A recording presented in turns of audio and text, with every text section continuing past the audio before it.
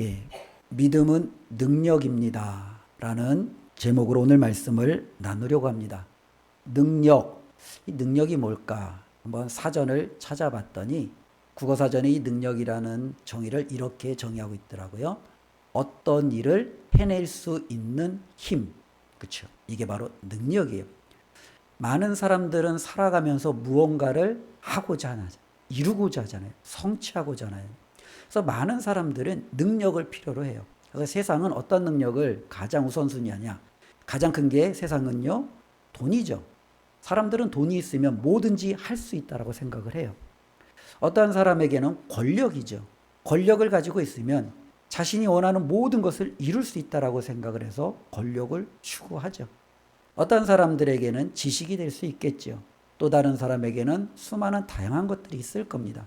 그런데 바로 이와 같은 것을 통해서 자신이 원하는, 바라는, 기대하는 무언가를 이루고자 살아가는 것.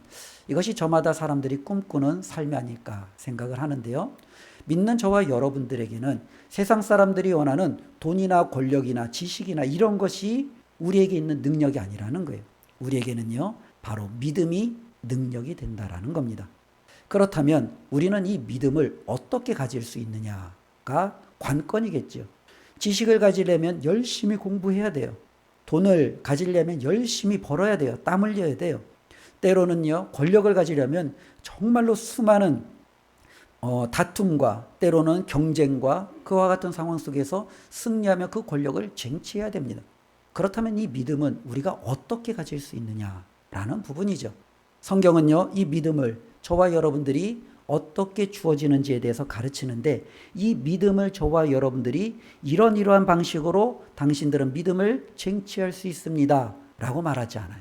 성경은 이 믿음을 뭐라고 말하냐면, 이 믿음은 선물입니다 라고 말합니다.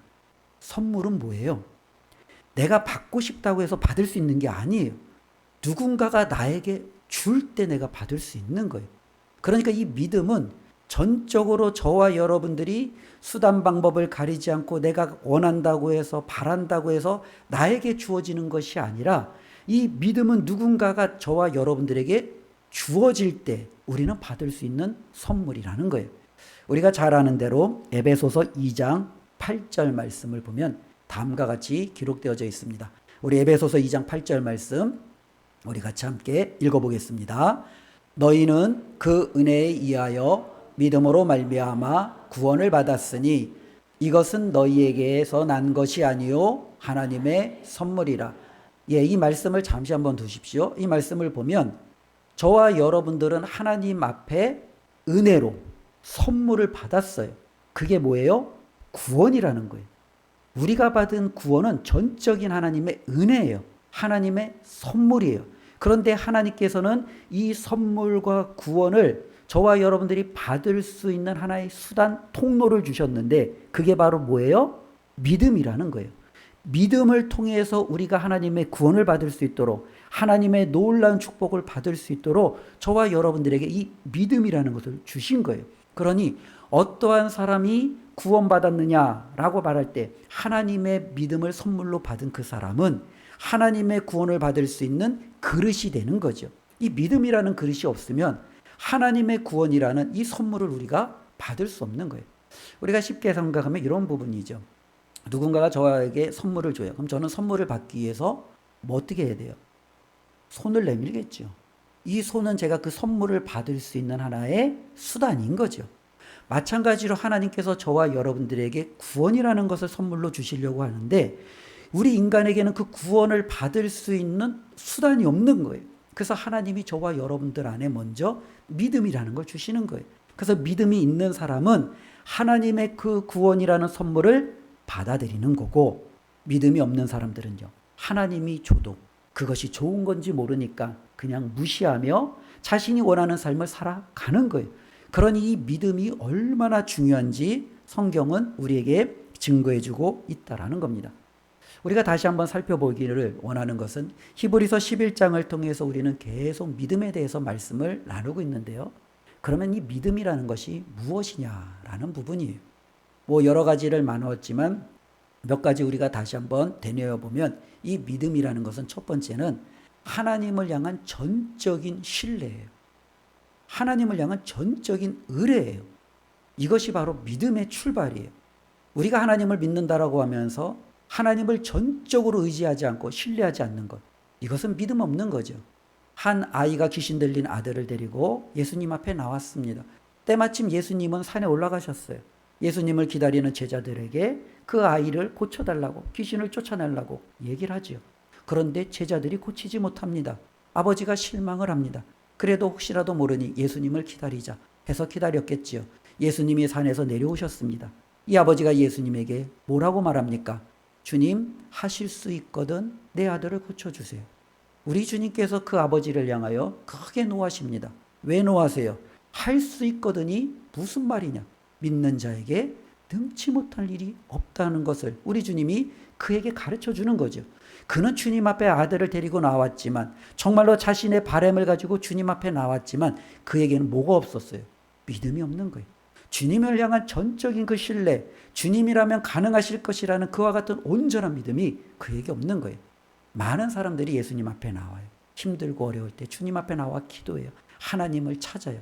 그런데 전적으로 하나님이 아니면 안 되겠다라는 이 100% 정말로 하나님만을 붙드는 믿음을 가지고 오는 사람은 극히 적다라는 거예요. 많은 사람들이 하나님도 한번 그냥 붙잡아 보는 거죠. 내가 저 사람도 붙잡아 보고 하나님도 붙잡아 보고 또 다른 신에게도 한번 기도해 보고 어찌 됐든 어디서든지 내가 정말로 걸려서 내가 응답이 되면 좋은 거예요. 그러니 하나님만이 아니면 안 됩니다라는 이 절대적인 신뢰감이 없을 때 하나님은 그것을 믿음으로 간주하시지 않는 거죠. 이것이 바로 하나님 앞에 정말로 믿음을 가진 자들이 가지고 있는 놀라운 특징이라는 거예요. 또 하나라는 이 믿음은요, 두 번째로는 하나님이 말씀하셨을 때, 하나님이 약속하셨을 때 그 말씀과 약속을 반드시 붙드는 거예요. 이게 믿음이에요. 하나님이 말씀하셨는데 처음에는 믿어. 시간이 지나가니까 하나님이 안 이루어주시려나 보다. 하나님이 응답해 주지 않을 건가 봐. 그때 하나님께서 말씀하신 것이 이제는 나에게는 소용이 없나 봐. 그러면서 하나님의 약속을 내려놓는 거죠. 하나님을 붙드는 그 말씀을 이제는 포기하는 거죠. 이거는요, 믿음하고는요, 거리가 먼 거예요. 성경에 보면 믿음이 있었던 사람들의 가장 대표적인 특징은 뭐냐면 그들은 하나님이 약속하신 것을 붙들었는데 언제까지 붙들어요? 이루어 주실 때까지 붙드는 거예요. 내 생명이 닿을 때까지 그 약속 붙들고 나아가는 거예요. 이것이 하나님이 요구하시는 믿음이라는 거죠. 또 한편으로 믿음이라는 것은요, 이 하나님을 우리가 전적으로 신뢰하고 그 약속을 붙들기에 그 하나님 앞에 순종할 줄 아는 것이 바로 믿음이에요. 하나님 믿어요. 하나님의 약속 내가 붙들어요. 그런데 순종하지 않아요? 그 믿음은 이상한 믿음이에요. 그 믿음은 제대로 된 믿음이 아니라는 거예요. 성경에 보면은 여러 가지 믿음이 있어요. 어떤 믿음이 있냐면은 죽은 믿음이 있어요. 그렇죠? 야고보가 말하죠.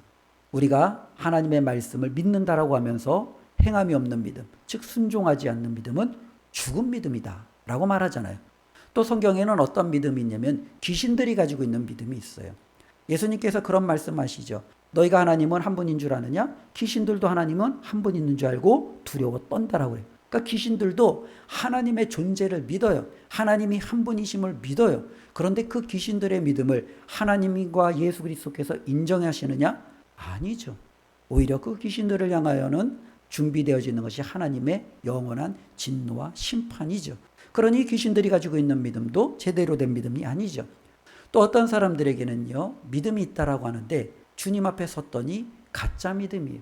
우리가 잘 아는 대로 마태복음 7장에 마지막 날에 주의 이름으로 선지자 노릇하고 주의 이름으로 능력 행하고 주의 이름으로 정말로 내가 이렇게 많은 헌신을 했는데 하나님 앞에 섰더니 도무지 내가 너를 알지 못한다. 불법을 행하는 자여 내게서 떠나라. 그의 믿음이 가짜였잖아요. 그러니 하나님 앞에 저와 여러분들이 설 때 중요한 것이 무엇이냐? 하나님이 저와 여러분들에게 주신 이 진짜 믿음, 이 믿음이 있는 게 중요한 거예요. 어떤 사람들은 그렇게 말합니다. 이 믿음의 양이 중요하다라고 얘기해요. 이 믿음을 더욱더 많게, 크게 해달라고 해요. 그런데 우리 주님은요, 믿음의 양을 이야기하지 않아요. 우리 주님은요, 그 믿음이 진짜냐, 가짜냐를 먼저 보시는 거예요. 진짜면 그것이 작아도 괜찮다라는 거예요. 우리 주님이 말씀하신 마태복음 17장 20절 말씀 우리 같이 한번 읽어보겠습니다. 이르시되 너희 믿음이 작은 까닭이니라. 진실로 너희에게 이르노니 만일 너희에게 믿음이 겨자씨 한 알만큼만 있어도 이 산을 명하여 여기서 저기로 옮겨지라 하면 옮겨질 것이요 또 너희가 못할 것이 없으리라. 자, 여기 말씀 잠시 한번 보겠습니다. 이 말씀에도 보면 우리 주님이 저와 여러분들에게 요구하시는 믿음은 얼마만큼이에요? 겨자씨 보셨어요? 깨보다 작아요. 이만한 믿음만 있으면 돼요. 예, 이만한 믿음. 저와 여러분들에게는 이만한 믿음이 있어요, 없어요? 있어요? 산을 옮기실 수 있나요? 우리 주님은 우리의 믿음이 어마어마하게 많은 걸 원하시지 않은 거예요. 겨자씨보다도 작은 믿음만 있으면 돼요. 그런데 우리가 약간 이 말씀에 오해의 여지가 있는 거예요. 그 앞에 보면 이르시되 너희 믿음이 작은 까닭이니라.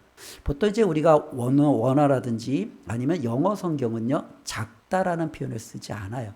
거기는 원어라든지 영어 성경은 뭐라고 쓰면은 너희 믿음이 거의 없다 이렇게 써요. 그러니까 너희 믿음이 거의 없기 때문이라는 거예요. 거의 없다는 건 뭐예요? 없는 거예요. 그냥 믿음이. 그러니까 믿음이 거의 없어요. 아무리 찾아보려 해도 믿음이 없는 거예요. 그런데 그 사람을 찾아봤더니 겨자씨만한 이 작은 믿음이 어디에 숨어 있는 거예요. 그러면 어떤 능력이 나타나요? 산을 옮겨도 그 산이 옮겨질 수 있는 능력이 나타난다는 거예요. 진짜 믿음은 저와 여러분들에게 하나님이 주시는 믿음이 있으면 그것은 크기가 문제가 아니라는 거예요. 그것은 양의 문제가 아니라는 거예요. 믿음만 있으면 하나님의 능력이 나타난다는 거예요. 그래서 오늘 말씀 우리가 읽은 33절부터 34절 또 35절은 9가지의 여러 가지 능력을 행한 사람들의 그와 같은 것들이 일어나요. 많은 사람들이 이와 같은 것들을 바라잖아요. 정말로 많은 사람들은 전쟁에 나가서 이기기를 원해요. 많은 사람들은 시험이 와도 이기기를 원해요. 많은 사람들은 어려움이 와도 그 어려움을 헤치고 우뚝 서기를 원해요. 근데 그것이 어떻게 가능하냐? 믿음이 있으면 가능하다는 거예요. 믿음이 작더라도 이 작은 믿음은 정말로 그걸로 내가 뭘 할 수 있어? 아니라는 거예요. 이 작은 믿음이 있으면 그 사람의 삶을 완전히 바꿀 수 있는 어마어마한 힘이 주어질 수 있다라고 말하고 있다라는 거죠. 그래서 33절에 이렇게 시작합니다. 그들은 믿음으로 라고 시작하는 거예요. 즉 믿음만 있으면 그들은 이 모든 일들을 이뤄갈 수 있는 거예요. 다르게 말하면 저와 여러분들에게도 믿음이 있으면 우리 삶에 일어나는 무수한 일들을 우리는 넉넉히 이겨나갈 수 있을 줄로 믿습니다. 그렇기 때문에 믿음이 능력이에요. 세상 사람들은요 자신의 삶을 헤쳐나가기 위해서 돈을 아까도 말한 지식을 권력을 추구한다면 우리는 이런 것들을 추구할 필요가 없어요. 뭐만 있으면 돼요? 믿음만 있으면 돼요. 주님 저에게 겨자씨만한 믿음이라도 이 믿음을 주십시오. 주님의 물 정말로 제가 온전히 붙들 수 있는 믿음, 하나님의 약속을 끝까지 붙들 수 있는 믿음. 그래서 하나님 세상 사람들이 손가락질해도 주님이 가라고 하시면 순종할 수 있는 그 작은 믿음만 있으면 하나님 저를 통해서 하나님의 놀라운 역사가 일어날 줄로 믿습니다. 우리의 믿음이 이와 같기를 주님의 이름으로 축원을 드립니다. 그래서 33절부터 35절까지는 길지만요. 우리가 좀 간단하게 훑어볼 수 있을 것 같습니다. 특별히 32절부터 이제 이어지는 말씀이죠. 우리가 한 사사들, 때로는 왕, 그리고 선지자들, 그리고 그들 가운데 믿음이 있었던 사람들이 얼마나 놀라운 일들을 행했는지 다음과 같이 말합니다. 33절에 보니까요. 믿음으로 나라들을 이기기도 했다. 그러니까 전쟁에서 승리한 거죠. 우리가 전쟁에서 승리한 대표적인 사람들을 보면 여호수아죠. 여호수아가 가나안의 7 족속을 진멸했고 모든 성을 이겼는데 이것이 쉬운 일이 아니에요. 여호수아는 그럴 힘이 없어요. 여호수아는요 군대도 없어요. 여호수아는요 어쩌면은 최첨단의 무기의 체계도 없어요. 근데 어떻게 전쟁에서 승리해요? 믿음으로 승리한 거예요. 믿음으로 여리고성을 무찌고 믿음으로 정말로 그 가나안에 있는 그 연합군을 무찌르고 믿음으로 하나님이 주신 땅을 차지하고 사사들을 보십시오. 이 사사들이 보면은 하나하나가 굉장히 우리와 같이 별 게 큰 차이가 없어요. 겁쟁이의 출신도 별로 좋지 않아서 집에서 쫓겨난 사람의 어쩌면 사회적으로 힘이 없어서 많은 사람들에게 조롱을 받았던 사람들 그런 사람들이에요. 그런데 그들에게 뭐가 있었어요?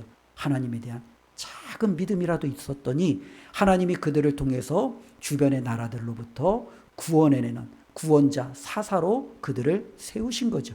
믿음은요, 전쟁에서 정말로 불가능할 것 같지만 하나님께서는 그 불가능을 승리로 이끄시는 능력이 됨을 우리에게 말씀해 주고 있죠. 계속 보면은요, 의를 행하기도 하며, 우리는 하나님 앞에 기도합니다. 하나님 앞에 제가 공의롭게, 하나님 앞에 제가 정말로 거룩하게 되기를 원합니다. 기도합니다. 근데 이와 같이 될 수 있는 방법이요, 믿음으로 가능한 거예요. 믿음이 없으면 우리가 아무리 애를 써도 안 돼요.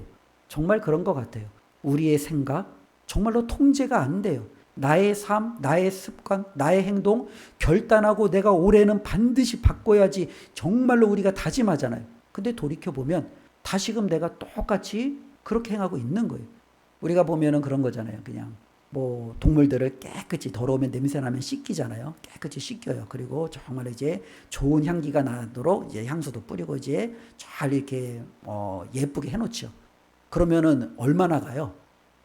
제가 보니까 저희 집 강아지를 키우잖아요. 아유, 바로 그냥 더러운 데로 그냥 들어가고 그냥 원래 있던 데로 가고 잠깐을 못 버텨요. 그냥 근데 그대로 가요.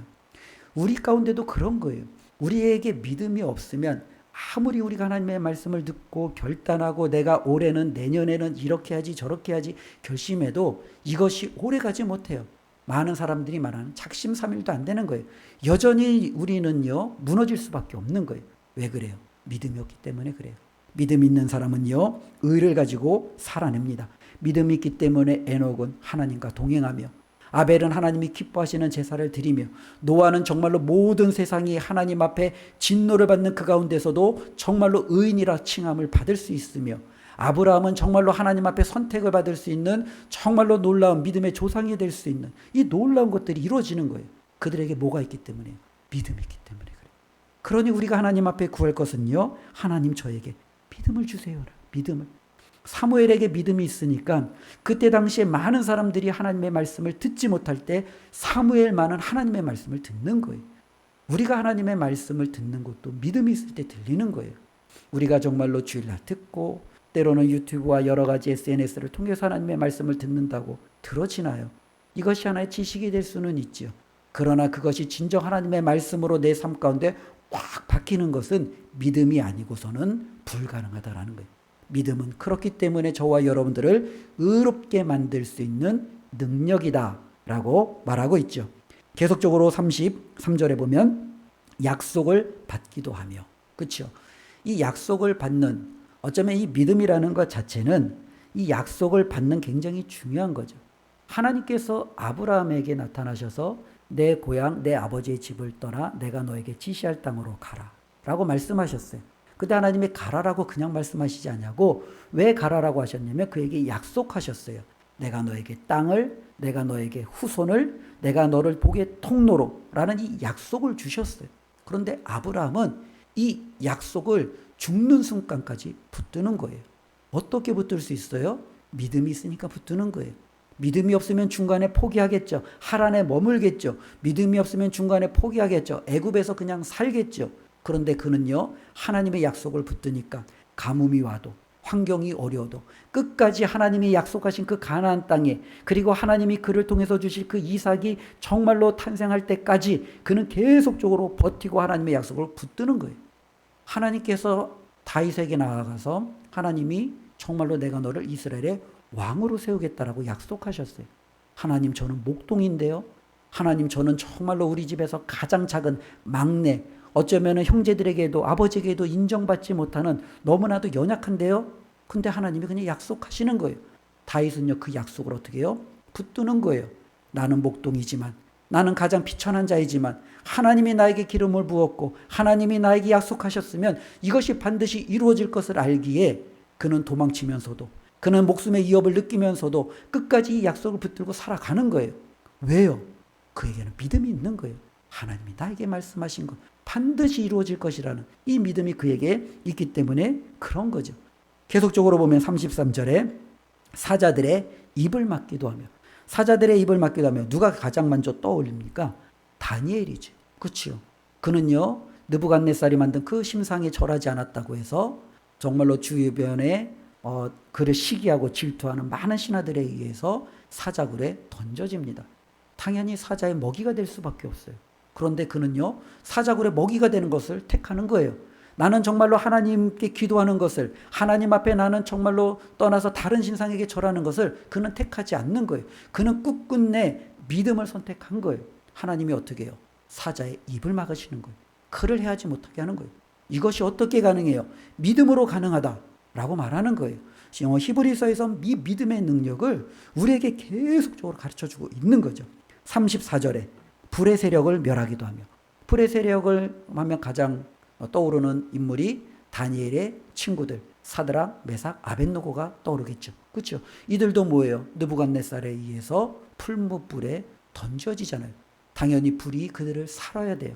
그런데 그들은요, 하나님을 향한 믿음으로 하나님을 배신하지 않겠다라는 그들 안에 있는 그 확고함을 가지고 그 불에 던져지는 것을 선택을 합니다. 하나님은 그 믿음에 따라 불이 그들을 해하지 못하도록 하나님께서 그들을 지키시며 보호하시는 놀라운 능력을 나타내 보이셨어요.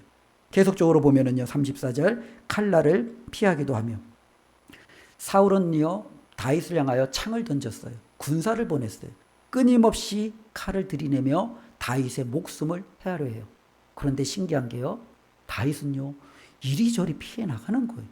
어떻게 그가 사울의 손에서 피해 나갈 수 있는지 이해가 안 가는 거예요. 왕이 군대를 보냈는데 그가 있는 곳을 정말로 고자질하는 사람들이 주변에 많아서 왕이 끊임없이 그 모든 것을 알고 있는데, 신기하게도요 다윗은요 그 모든 칼의 위험으로부터 그는 지킴을 받아요. 왜 그래요? 하나님이 그 안에 있는 믿음을 통해서 이 다윗의 생명을 지키시기 때문에 그래요. 사울이 왕이라도 칼을 아무리 많이 가지고 있어도 군사를 아무리 많이 보내도 하나님이 믿음 있는 그 사람을 지키시는 데는 하나님이 그 능력을 나타내는 데는 전혀 부족함이 없음을 우리에게 보여주고 있다라는 거죠. 엘리야도요 이세벨의 칼이 무서웠죠. 그도 어쩌면 하나님 앞에 불평도 했지요. 그런데 이세벨이 반드시 내가 엘리야를 죽이겠다라고 했지만 그녀의 말대로 엘리야가 죽임을 당하지 않았어요. 이세벨은 이 엘리야를 찾을 수가 없었어요. 해할 수가 없었어요. 하나님께서 믿음 있는 이 엘리야를 지키셨기 때문에, 그를 보호하셨기 때문에, 하나님께서 그를 자신의 품으로 인도하셨기 때문에 세상이 아무리 이를 갈아도 칼을 갈아도 하나님의 믿음 있는 사람들을 함부로 손댈 수 없음을 성경은 우리에게 증언해주고 있다라는 겁니다. 계속적으로 34절에 보면 연약한 가운데서 강하게 되기도 하며, 지난주에 잠시 말씀 나눈 것처럼 바울이 고린도 교회를 향하여 정말로 설교했던 내용 중에 하나가 뭐냐면, 하나님이 너희들을 택하심을 보라. 지식이 많은 사람, 가문이 좋은 사람, 혈통이 뛰어난 사람을 하나님이 택하냐? 그렇지 않았다는, 하나님이 너희 가운데 연약한 자를 택하셔서 그를 강하게 하심을 너희가 보지 않느냐라고 말씀하세요. 믿음은요 바로 우리의 약함을 강함으로 하나님이 바꾸어 주시는 능력임을 다시 한번 말씀하고 있습니다. 삼손은요 자신의 강함을 자신의 마음대로 사용하다가 다 잃어버렸어요. 머리털을 밀리고 착고의 쇠사슬이 정말로 채워지며 블레셋 사람들에게 노예가 되어서 이제는 물맷돌을 끄는 비참한 신세에 처하게 됩니다. 너무 연약해요. 아무것도 할 수 없는 거예요. 그런데 그가 마지막에 하나님을 향하여 자신의 하나밖에 없는 그 믿음으로 외치는 거죠. 하나님이 그를 세우신 이유, 하나님이 그를 이 땅에 보내신 이유, 자신의 모든 생명을 이제는 하나님 앞에 드리면서도 마지막으로 하나님 앞에 간구합니다. 하나님은 연약한 그 삼손에게 능력이 되셨습니다. 그로 하여금 다곤 신전을 무너뜨릴 수 있는 강함을 드러내셨습니다. 한 사람이 수천 명의 블레셋과 그 이방 신전에서 정말로 무너져서 그들을 멸하는데 하나님이 연약한 그 삼손을 사용하셨습니다. 믿음은요 연약함을 강함으로 드러내는 능력이 됨을 우리에게 보여주고 있습니다.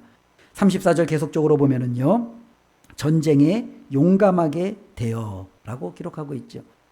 전쟁이라는 것 자체는 상당히 우리에게 두려움의 대상이죠.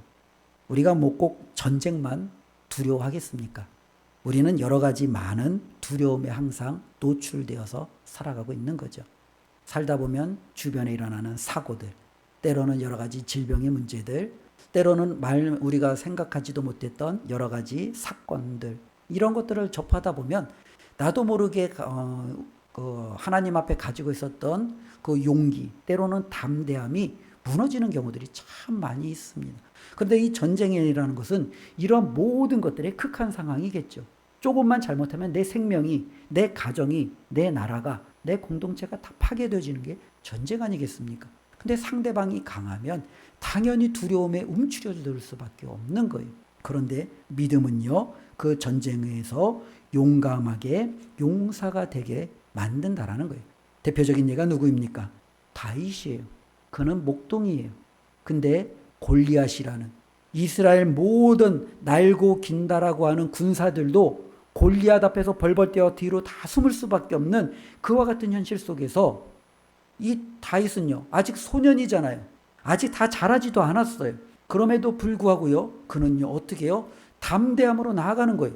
도대체 이 세상이 볼 때는 이 만용, 어쩌면 이 무모함, 이 말도 안 되는 이와 같은 현실, 이것을 어떻게 처리할까? 세상은 그렇게 판단하겠죠.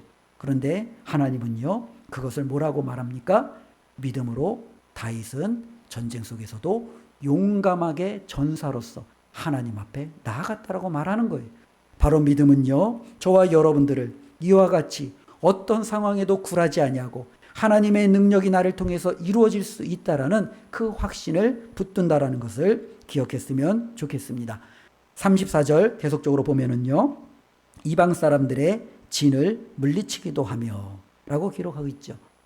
이방 사람들의 진, 이것도 어쩌면 전쟁이죠. 근데 이방 사람들의 이 진을 물리치는 것도 쉽지 않지요. 아브라함 같은 경우도 보면은 조카 롯이 당시에 다른 이제 연합 4개의 연합계 나라가 이제 이 조카 롯을 포로로 끌려갔을 때 이 아브라함이 자신의 집에서 키우는 용사들과 이 4연합군과의 전쟁을 불사합니다. 그래서 그들에게 가서 조카 롯을 끄집어냅니다. 근데 이것은요, 정말로 말도 안 되는 일이에요. 목숨을 걸고 어쩌면 자신의 모든 삶을 여기에 다 투자하는 거가 거의 진배가 없죠. 조금만 잘못해도 자신과 자신의 모든 가족은 다 진멸당할 수 있어요. 그런데 이 아브라함은요, 그런 것들을요, 생각하지 않는 거예요. 하나님께서 함께 자기와 이 땅에 오게 한, 그리고 정말로 조카 그 롯을 정말로 구하고자 하는 그와 같은 마음으로 그는요, 이방 사람들의 진에 돌진하는 것도 마다하지 않아요. 그에게는요, 하나님께서 자신을 지키실 것이라는, 하나님께서 자신을 통해서 조카 롯을 구원케 하실 것이라는 이 믿음이 그에게는 있기 때문에 그는 그 어떤 상황 속에서도 주저하지 않냐고 그들 가운데 돌진하는 그의 모습을 우리는 바라봅니다. 더 나아가서 35절에 보면은요, 여자들은 자기의 죽은 자들을 부활로 받아들이기도 하며, 그치? 믿음은요, 앞에 살펴보았던 것들도 정말로 대단하잖아요. 믿음으로 나라를 이기고 의를 행하고 용감한 자가 되고 사자굴에서 때로는 풀무불 속에서 정말로 모든 것들 속에서도 정말 하나님이 지키시는 능력이 되는데, 더욱더 놀라운 것은 이 믿음은요, 죽은 자들까지 살리는 부활의 능력으로 우리에게 보여지고 있다는 거예요. 우리가 35절의 이 말씀을 보면 구약에 대표적으로 2 여인이 생각이 나겠죠. 하나는요, 엘리야 시대 때 사르밧 가부, 또 하나는요, 엘리사 시대 때 수넴 여인. 아마 이 2 사람이 생각이 날 겁니다.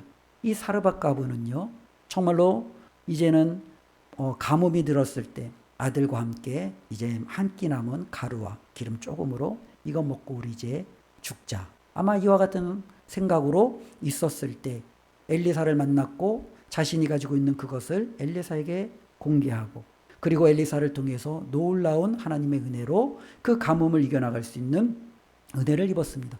그런데 뜻하지 않게 그 아들이 죽었잖아요. 그런데 엘리야를 통해서 다시 한번 하나님이 그 죽은 아들을 살리시는, 부활시키는 놀라운 은혜를 그는 얻게 됩니다. 수넴 여인도 마찬가지예요. 엘리사를 끊임없이 정말로 공개하고 정말로 섬기던 그 여인에게는 안타까운 것이 자식이 없어요. 엘리사의 기도를 통해서 그가 자식을 얻게 되었습니다. 그런데 자식이 어느 정도 자라다가 이 자식이 죽었어요. 얼마나 어머니의 가슴이 찢어지는 고통을 받겠습니까? 차라리 자식이 없었던 때가 더 낫지 않았을까? 그와 같은 아픔을 호소할 때 하나님께서는 엘리사를 통하여 또 수넴 여인의 아들을 다시금 살리시고 부활하여 그녀의 품에 안기시는 놀라운 역사를 이루어졌습니다. 어떻게 이런 일이 일어납니까? 라고 질문하면은 오늘 11장에서는 뭐라고 우리에게 그 답을 정해주고 있습니까? 33절 처음에 읽은 것처럼 그들은 믿음으로 부활을 얻었습니다. 라는 거예요. 이게 바로 믿음의 능력인 줄로 믿습니다. 바라기는 우리 은강교회 모든 성도님들에게 이와 같은 믿음이 있기를 주님의 이름으로 축원을 드립니다. 우리 주님께서 달리 이 땅에 오셔서 믿음 있는 사람들을 기뻐하신 게 아니잖아요. 믿음 있는 사람들을 찾으시며 그들을 칭찬하신 게 아니잖아요. 다시 말하면 오늘날에도 우리 주님이 기뻐하시고 칭찬하시고 인정하시는 사람은 믿음 있는 사람이라는 거예요. 이 믿음이 있을 때 우리는 하나님 앞에 하나님이 주시는 모든 것을 기대할 수 있는 거예요. 근데 이 믿음이 없으면 가짜 믿음 가지고 이것이 진짜인 것처럼 때로는 정말로 지식적인 것을 알을 가지고 이것이 과연 믿음인 것처럼 착각하며 살아가는 이와 같은 것을 가지고 혹은 하나님이 원하시는 행함이 있는 살아있는 믿음이 아니라 죽은 믿음을 가지고 나는 믿음이 많은 것처럼 그렇게 우리가 있다가 주님 앞에 섰을 때 정말로 마태복음 7장에 나타나는 것처럼 우리의 믿음이 하나님 앞에 인정을 받지 못한다면 그것만큼 억울한 것이 어디에 있겠습니까? 우리 하나님은 저와 여러분들의 믿음이 많기를 원하는 게 아니에요. 작더라도 그 믿음이 하나님이 기뻐하시는 참 믿음, 진짜 믿음이기를 우리 하나님은 원하신다라는 거예요. 다시 한번 말씀을 정리하며 강조하겠습니다. 히브리서에서 저와 여러분들에게 강조하는 믿음은요, 하나님을 전적으로 신뢰하는 믿음이에요. 하나님을 전적으로 신뢰하는 것이 무엇이냐라고 우리가 질문한다면 한 여인을 떠올려 보시길 바랍니다. 수로보니게 여인을 떠올려 보세요. 수로보니게 여인이 딸이 고침받기 위해서 주님 앞에 나왔습니다. 우리 주님이 거들떠보지도 않아요. 이방 여인이잖아요. 자녀의 떡을 취하여 개들에게 던짐이 합당하지 않다. 주님이 완고하게 거부합니다. 당연히 수로보니게 여인은요, 자존심이 상하겠죠. 때로는 정말로 모든 것이 절망이 되겠죠. 그런데 수로보니게 여인은요, 어떠합니까? 주님이 아니면 자신의 딸과 자신은 더 이상 그 어떤 소망도 없기에 주님을 그냥 끝까지 붙드는 거예요. 개들도 주인의 상에서 떨어지는 부스러기를 먹습니다. 부스러기도 좋으니 주님의 은혜를 저에게 주십시오. 이게 바로 그녀가 가진 믿음이었어요. 우리 주님이 찾는 믿음은 바로 이 믿음이에요. 주님도 모든 선택지 중에 하나가 아니라 주님이 아니면 저는 아무것도 이룰 수 없습니다. 오직 주님의 은혜만이 필요합니다. 작은 은혜도 줬사오니 부스러기라도 줬사오니 주님 저에게 그 은혜를 주십시오. 이렇게 붙드는 믿음이 하나님이 기뻐하시는 믿음인 줄로 믿습니다. 약속을 붙드는 믿음이라는 것은 우리가 또한 사람을 생각해 보십시오. 왕의 신하에게 아들이 있었습니다. 그 아들이 아파 죽게 되었습니다. 그래서 이제 그는요, 정말로 그 아들을 사랑하기에 그 아들을 살리기 위해서 예수님께 나옵니다. 예수님에게 자신의 아들을 살려달라고 말하며 예수님에게 간청을 하죠. 그때 우리 주님이 그 왕의 신하에게 말합니다. 가라, 내 아들이 나았다, 살았다라고 말씀합니다. 그런데 이 왕의 신하는요, 어떻게 합니까? 주님의 말씀을 붙들고 그냥 바로 자신의 집으로 가는 거예요. 우리 같으면 어떡하겠어요? 주님, 그래도 이왕 주님께서 정말로 말씀하셨으니 저희 집까지 한번 가셨으면 좋겠습니다. 내 눈으로 주님께서 정말로 이 아이가 나았음을 좀 확인하기 전까지는 그래도 주님이 저와 동행해 주셨으면 좋겠습니다. 우리는 그렇게 어쩌면 반응할지 모르지 않습니까? 그런데 이 왕의 신하는요, 그렇게 반응하지 않아요. 가라, 내 아들이 나았다. 그냥 가는 거예요. 예수님의 말씀을 그냥 믿는 거예요. 하나님의 말씀을 그냥 받아들이는 거예요. 우리에게 말씀하신 하나님의 말씀, 우리는 매주마다 듣습니다. 매주마다 우리는 읽습니다. 하나님의 이 말씀을 우리도 이 왕의 신하처럼 그냥 믿고 받아들이고 순종할 줄 아는 그 믿음을 우리 주님께서 원하시는 줄로 믿습니다. 이것이 바로 진정한 믿음이에요. 이 믿음이 있을 때 우리도 하나님이 주신 그 믿음으로 이 땅에서 능력 가운데 승리하며 살아갈 줄로 믿습니다.